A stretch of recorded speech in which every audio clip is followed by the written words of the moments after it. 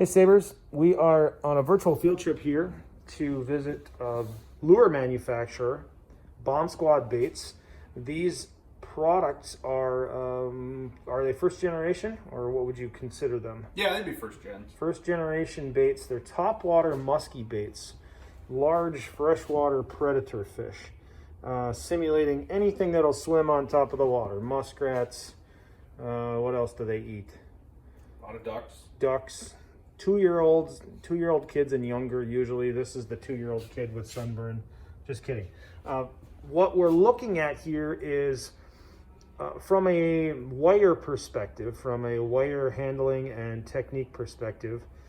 Jeff has to make loops of different kinds on these baits in order to retain hooks, and centered loops for what's called spreaders, and those are to have hooks out on either side.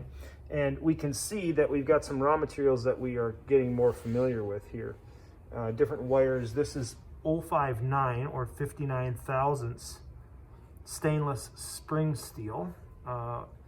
And this is 63 thousandths spring steel. So putting these next to each other, 4 thousandths of an inch difference is visible. This would be the 063 right here. This would be the 059. And we are working with somewhere in the 035 category. So Jeff's just going to demonstrate a couple techniques to put some loops on ends. And we can do that with our traditional needle nose, but he's also got a round nose pliers that he'll show as well. So, yeah. Okay. So I'll do the needle nose first so you can see what yours will hopefully look like. And then I'll show you what a round nose looks like so you can see just how much more crisp and clean that is over a traditional needle nose. So this is some heavy gauge wire here. This is actually a bicycle spoke that we use. This is, I think, 073 or something close to that. But we're going to use that. It's a little bit more malleable than some of this spring steel. You can mold it a little bit easier with your tools. But first thing that you want to do when making a centered circle. So what a centered circle is, as you can see on this one, this is a machined end. I buy them this way, but it's where the shaft comes out dead center of the circle. If you don't do a certain bend or a certain step, the circle will be offset to one side or the other, which just doesn't look as nice. So ornamentally, not a big deal, but functionally it would be a problem for baits. Correct. Yeah. Yep.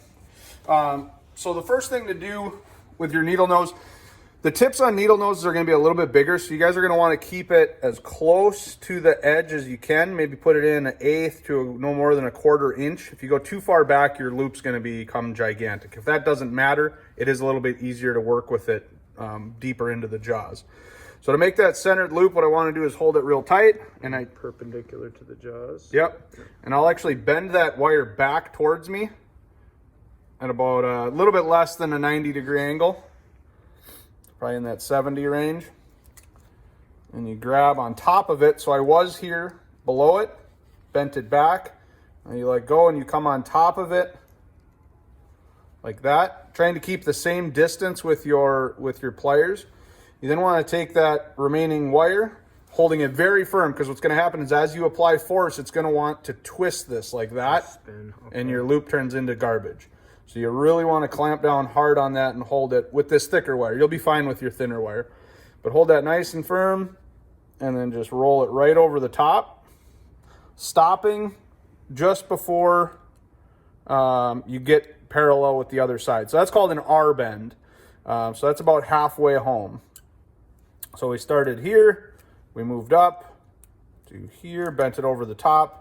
Then what I want to do is grab it here so that I can wrap it underneath and then start my twist. Now, one thing I do with this heavier wire, put your thumb on the bottom side, again, to prevent it from spinning.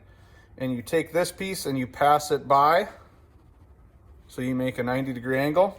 And there's the top half of your loop. And relatively in line with the shaft. Yep. Okay. And then you just grab it in the middle with your pliers. Again, holding it as tight as you can.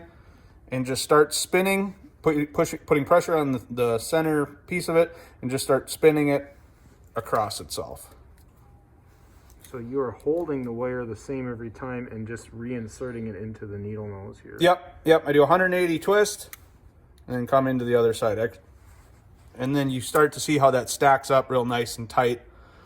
Just grab a mini bolt cutter or wire cutter, clip that off, and you've got 2 rounded center loops. Now, if you wanted a loop in the middle like a spreader, you would just start that R bend further, or is it more complicated than that? So it's a little more complicated. If we go over here, one thing that I do, again, having the right tools makes a big difference, as it does with any job.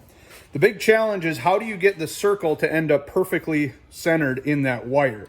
So what I'll do is eyeball it as best I can, bring those 2 ends together as best I can, get a little bit of a crease in the wire. It's very springy. Spring steel. Spring steel, so it'll do that. Get them as close as I can with my eyes, and then cross them once. And that looks real close. And then in my case, a tool that I have specifically for this is duckbill vice grip. So I can grab onto it like that. And then, actually I'm gonna make that just a hair tighter. Doesn't slip on me. And you're clamping so that both sides, neither one can slip on the other one. So otherwise it'll want to wander or cheat over to one side. That's correct, yep. So get down, get on it. And then I like to pull a little bit as I twist to kind of keep some tension on it. And that first twist is the most crucial. So there's one, and then I'll just go one more.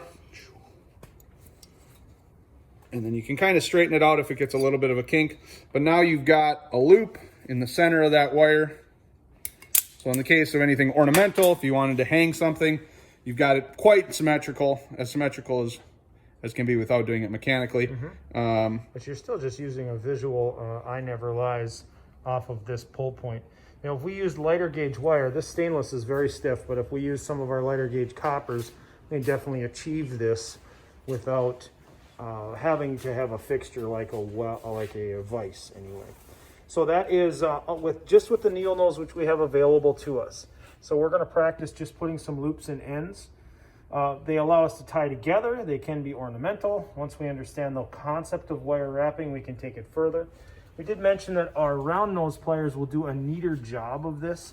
So if we look at an end, like that's a factory end, right?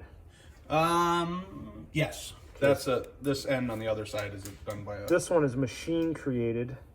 This one was hand created, and this was needle nose. This one you just Oh did. yeah, that was needle nose. I can bend one super quick. And this would be with the round nose. This is some heavy stuff, but And the advantage of the round nose is it just does not create a profile that matches the needle nose profile. So if we look at the end of the needle nose, it's actually going to be like a D shape. Let's see if I can get it to focus here. It's got a flat on the inside and then a couple of small curves. It's actually more like a tapered square pyramid.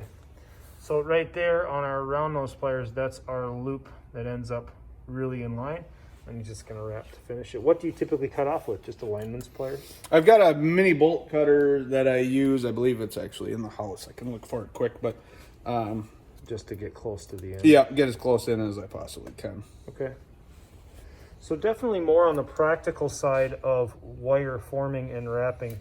However, technique-wise, we can take something away from this as far as how we are going to close out loops and maybe get some ideas that come off of this as well. Thanks, Jeff. No problem. Thank you.